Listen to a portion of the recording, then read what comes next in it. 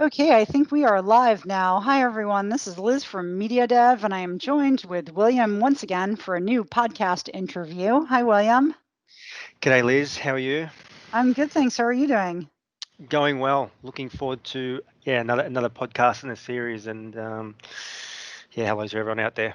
So I hope you enjoy Definitely. it. Sorry, I thought you were going to say I'm looking forward to the weekend, which I am absolutely looking forward to as well. But Still another day of work. yeah, true. So today's topic is the do's and don'ts of outbound marketing in the UK. So I'm just going to jump right into the questions so we can get started. So how would you compare lead generation outreach in the UK, compared to other markets? Yeah, look, like I suppose any region that we cover, they all have sort of their own challenges, and um, you got the culture thing as well with each region. But particularly the UK, it's certainly different. Probably requires your lead gen strategy to include all forms of outreach. Telemarketing is quite hard, quite difficult, as you probably know, Liz. So you probably got to be more on the social media side. Try to get into the social selling and combine that with some email, outreach as well, providing obviously you comply with the GDPR. So that's sort of how I sort of see the UK compared to other markets. So you think you need to be more omni-channel, so to speak, than just focusing on one particular tactic to generate leads? Definitely, for sure. Yeah, because how do I say this without sort of the UK, everyone seems to be quite busy. A lot of people are on LinkedIn on their phones. People always checking their email. Can you get people by the phone? It's quite hard. So yeah, you got to be quite omni-channel for sure. Definitely, Okay. hit them at all angles. Yeah. Okay, so you've kind of already hit on the second question, in fact, which was, are UK-based prospects generally receptive to being called, or do you think social selling is the only way to go? Yeah, yeah, I did answer that. Yeah, I think it's the only way for sure. Um, Hmm. I think probably even for other regions, it's got to be a focus as well. But yeah, UK definitely. Yeah, it is interesting, though, how telemarketing still really works in certain countries. I mean, obviously, COVID has made telemarketing different, but I do think that this has been a trend that we've seen even before COVID, where people in the UK were much less receptive to taking unsolicited calls. And you really need to establish a relationship first before you're going to be able to get someone on a phone conversation. Absolutely. Yeah, I couldn't agree more. So what are some things you have to keep in mind when engaging prospects in the UK? Perhaps, maybe you could share some culture norms or general tips from your experience over the years. Yeah, so probably over the years, I've tried a number of different approaches, and probably what stands clear is, especially with the social selling, is when you are engaging, keep it, don't sort of, pitch from the get-go. And what I mean by Mm, that is, you got to really understand your prospect, understand the company that they work for, what they do, and how you do that is just gently starting a conversation with someone. And I remember you sharing me something the other day, might have been yesterday, just meaningful questions to ask people right now that go deeper than how are you. So, just come mm. up with sort of little techniques to warm up your prospect, understand the prospect, and then, pitch as you go. So you might pitch over say 4 or 5 messages. So yeah, I'd sort of refrain from pitching in your first message. Um, Oh, I and I definitely agree with that. I hate when people pitch me on the first message. Like if I connect with someone on LinkedIn and then right the next message I get a pitch, I'm like, oh God, why did I connect with that person? Like it just feel like I've been taken advantage somehow. Yeah, and it's becoming quite common, now with LinkedIn. It's Yeah, happening more often than not. And so I true. think with what we do, in the lead gen area, we're just generating interest. Finding a need or potential need. Let the salespeople, do the pitching. So it's just my view on it. Right. So don't do a hard sell is what you mean. Yeah, I don't think so. Yeah, I don't think that works whatsoever. Mhm. Mhm.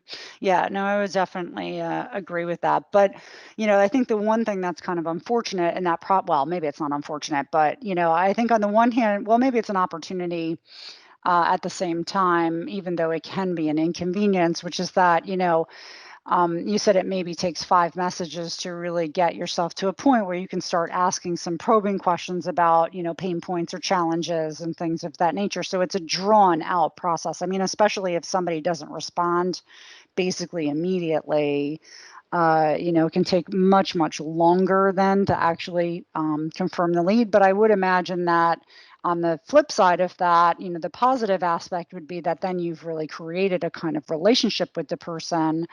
So, then from there, the trust is established. So it'll make the process a bit easier kind of from that point onward.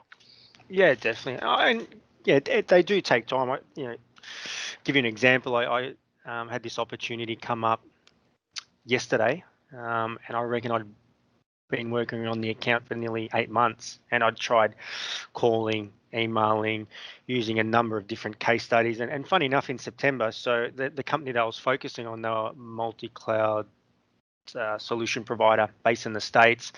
The company I was doing the campaign for were also based, headquartered in the States, and they had just recently done an OEM deal, but nothing was happening in the UK. I tried all these different avenues, even tried sharing the blog that mentioned that the new OEM deal popped up. Mm. So, and even that didn't work. But something grabbed this woman's attention, and yesterday she reached out to me.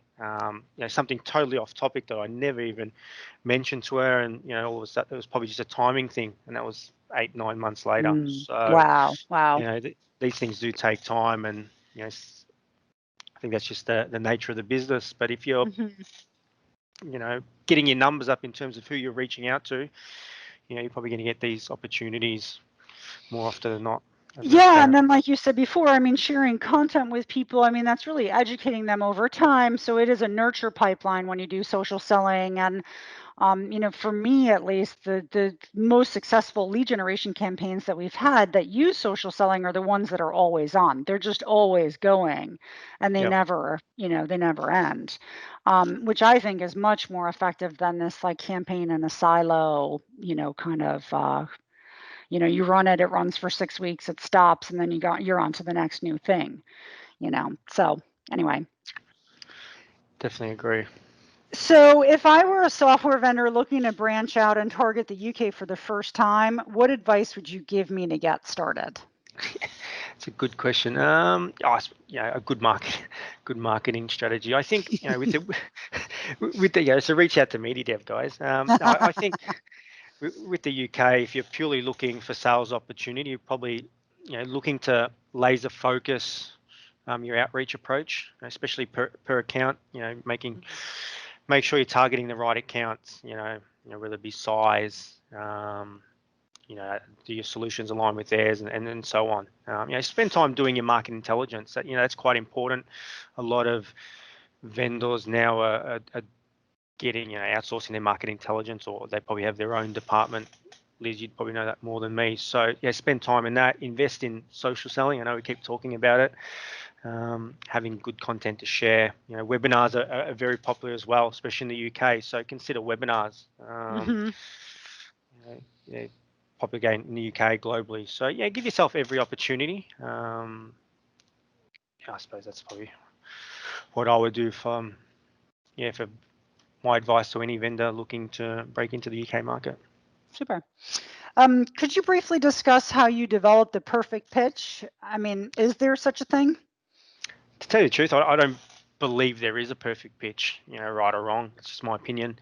I think unless you understand your prospect, your company, his role within the company, what product project they're working on, it's near impossible to pitch because, it's like, I suppose, using a car. You're going in to buy a car.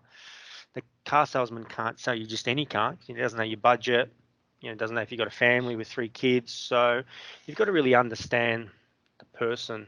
And in the I suppose in the ISV sort of space, most companies have got multiple solutions. So and if you're offering a service Mm. or a solution, there's so much to offer. So where do you start? Hmm. So yeah, I love I that think you're using a car example because I always use a car example. So, I think no, I but I stole that from do. you. I like that one. No, it's funny. No, very, very true. So, what do you do if a prospect is unresponsive? I've done a kind of article about this on our resource library. I know how frustrating it can get when you don't get a response. I mean, this happens to me all the time. Like I send a message and then another message and another message, and at some point you're like, well, when do I just, give up? So, what's your take on that? Yeah, I think, yeah, you've just got to sort of go at all angles. And example I gave before of working on this particular account for 9 months. I went messaging, calling, emailing. You just got to don't overdo it. Maybe message them once a week or call them once a week for a period of time. Leave it alone for a few months and then go at it again. I suppose you could only do that if you're doing a 12-month campaign. But if it's a 6-week campaign, you're probably going to give up after 5 or 6 goes, and then maybe sort of try again towards the end of the campaign. But Hmm. yeah, maybe try different things, different messaging. Yeah, till they tell you to go away. Well, I think for me, it would be okay if someone told me to go away. I think it's when they don't tell you anything. It's like, Yeah, well, so I mean, I get to a point sometimes too where I'm like, if this is just dead, could you please have the courtesy to tell you so I can take you off my to-do list? And that usually gets them to respond. So, I mean, in an obviously very diplomatic and nice kind of way, and not like a bitchy, like, respond now kind of way. But anyway. So what are some other do's and don'ts that you'd like to share with our audience today? do's and don'ts. Yeah, another good question. Yeah, I just want to touch on that. Don't be the opposite of salesy, for sure, Mm-hmm. definitely. Again, really understand your prospect, the company. Because companies, especially in the ISV space, they have multiple solutions and products. So you're really going to need to identify which prospect works on what product if you can. And on LinkedIn, generally, you can find that out. So really study LinkedIn, or not study LinkedIn, but really take time to look at someone's profile, understand the business, what solutions they do, because I think I may have made this mistake starting out, but I called a lady and she said, "Oh, do you even know what the business does?" And I Mm, think my answer, I think I just froze. And she said, "Well, if you don't know what we do, why call?" So really understand what they wow, do and that's tough. don't make that mistake.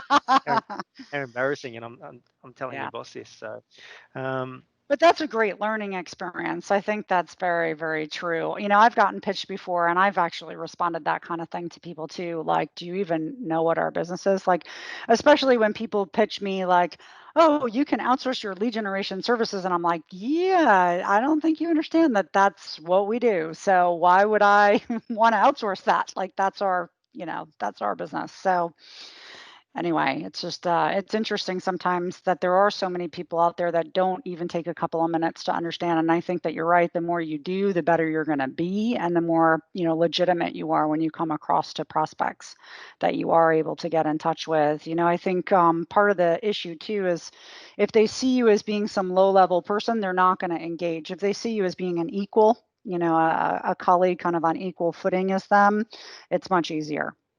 absolutely, definitely. Probably another one I think is when anyone starts out in the lead gen space, keep your numbers high. So whether you're doing telemarketing, you're always calling, social selling is no different, emailing as well. You got to be hitting high volume messages each day, connections. If you're slacking off in that area, you're probably not gonna you get high volume responses. So they all sort of have the same structure in terms of what you got to do every day. So Yeah, that makes sense. That yeah. makes sense. Mm. Um, yeah, I mean, I do think that in the end of the day, lead generation is kind of a numbers game too, so the more you're out there kind of, getting your message out, whether it's on, one channel or another, it makes sense because if you're only, reaching out to one person a day, well, you're not going to get anywhere. Absolutely. You're not going to hit your numbers for sure. So, Mhm. Mhm. and in terms of content, that's probably one thing you don't want to overdo as well. I think, media dev, most people use a content calendar. Mm. And, Mhm. you sort of share something every few days, or if you're more sort of in touch with someone, you probably would share it as requested. So you can sort of overdo that as well, which might affect Oh, so you mean like don't viewership. harass people? Yeah, don't harass people. So you wouldn't go post, you wouldn't go posting, articles twice a day. People would just No, block you. true. Yeah, that's true. It would be overkill. Yeah, no, I definitely agree with that. One thing you said earlier though got me thinking, when you're talking about, do you even know what I do? I find too sometimes, like, especially when I use LinkedIn, like sometimes I read job titles and I'm like, what does this person do? Like what are they responsible for?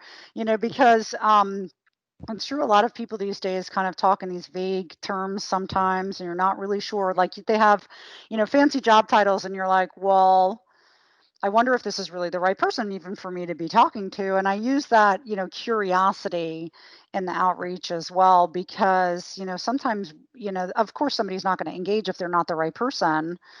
But how can you know that they're the right person if they're very vague in their job description or very, broad in their job title, so to speak, if you know what I mean. So, Yeah, definitely. Sometimes I've noticed too that the job titles can be a bit misleading. Like sometimes they might have product manager, but sometimes they're more even on the consulting side as well. mm, Just things like that happen. So yeah, again, curiosities, right. you know, Or even like partnership alliance manager for me is a job title they can throw you because, what kind of partnerships are we talking about? yeah, Because there are lots of different types of partners. So, is this the right type of person for me to talk to about this particular type of partnership?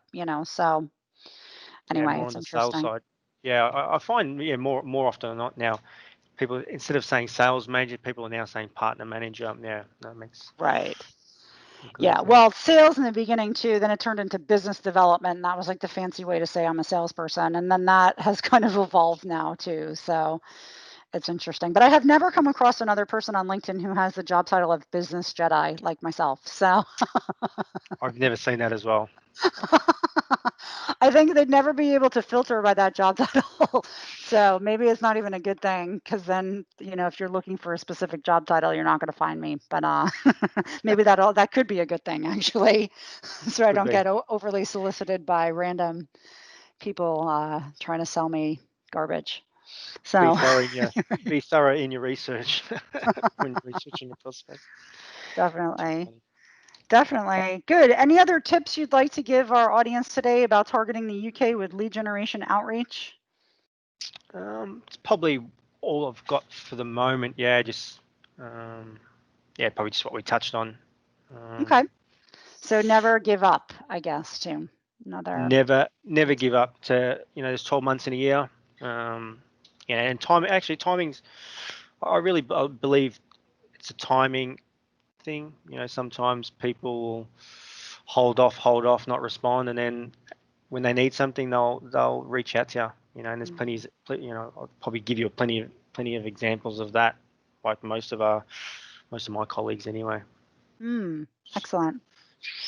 Cool. Good stuff. Great. Well, thanks again, William, for your time today. It's always a pleasure getting to talk to you. And for our audience, of course, we've got a series of podcasts, videos, articles, and other great resources on our resource library at mediadev.com. So don't hesitate to check them out and contact me at contact@mediadev.com if you'd like to brainstorm ideas, whether that be to do lead generation in the UK or anywhere else across the globe. So thanks again, William. Thanks for having me. Appreciate Take it. care. Thanks, Liz. Bye.